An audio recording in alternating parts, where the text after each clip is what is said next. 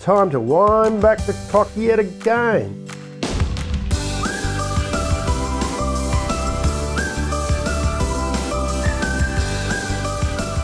After some grueling driving, we pulled into our haven for the next week, Byron Holiday Park.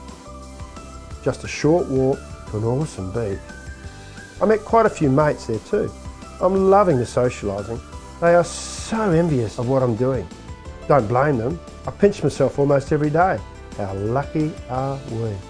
What's not to love about Byron? We got pretty set up for the first time in Byron and even put up the annex. Much to Rusty's surprise, I managed to do it without a hitch or breaking anything, with zero help from him, I might add. Have to say, this trip's been really one-sided as far as work goes. He thinks it's just a holiday, I reckon. One thing we didn't expect was to see whales breaching while we were there. Amazing! In Byron, I saw a different side of Glenn. He was actually getting tight with money. He said it was time to save a further $15 a week. So we stopped using the park washing machines and gave the Vans machine a run. Outstanding result, and quick too. Gotta love the Jayco. Then he tried out our clothesline and our mate Scotty's invention. Pegs, the peg with a hook. Van life. I encouraged Glenn to join the Byron runners. We had been getting on okay. I really was at the stage I needed some me time. He reckoned it was a great idea and that they were a great bunch of people, and discovered some amazing tracks and scenery.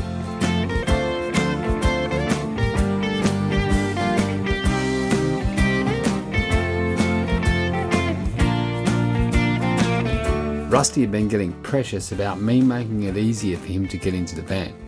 He pressured me into getting him yet another step, version 3. This time I made a ramp for the old boy. It worked perfectly for him. Not so good for me though. I managed to slide down it barefoot on my back and nearly broke my neck.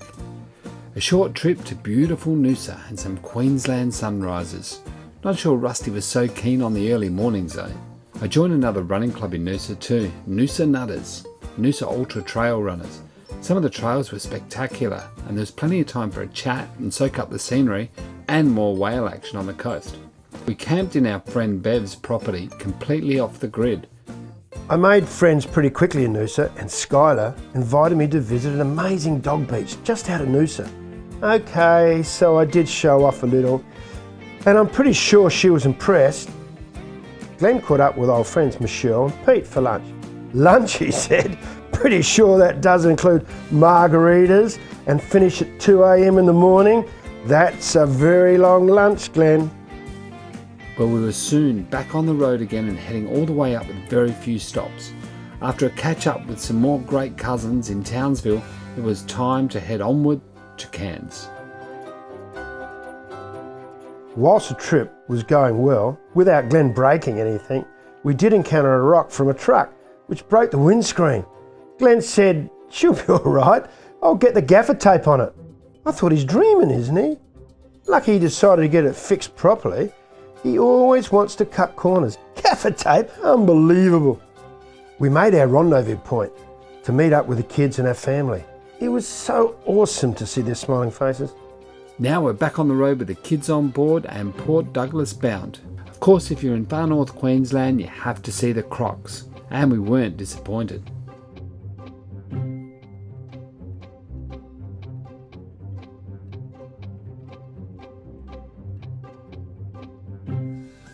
Back in Port Douglas, I managed to sweet talk my way into one of their great restaurants on the inlet. I reluctantly shared my bucket of prawns with Glenn. This is where the big groper fish comes to feed every day at 5 p.m. But Glenn must have scared him off, because he was nowhere to be seen. The crowd weren't happy with Glenn that day. There's no mistake about it. I fell for Port Douglas. But here's my gripe. There's been one thing that bugs me a little. Well, a lot actually. The first thing people say to us when we meet is, "Oh, he's an old boy. Goodness, he's got lots of grey whiskers. Dear old thing, he looks puffed out." On and on the comments go. Don't they realise Glenn has feelings too? And he's doing pretty well, I thought. Well guys, Thanks for watching. Remember, you can keep up to date with our travels and Glenn's mistakes at Fish Trays on Facebook, YouTube and Instagram.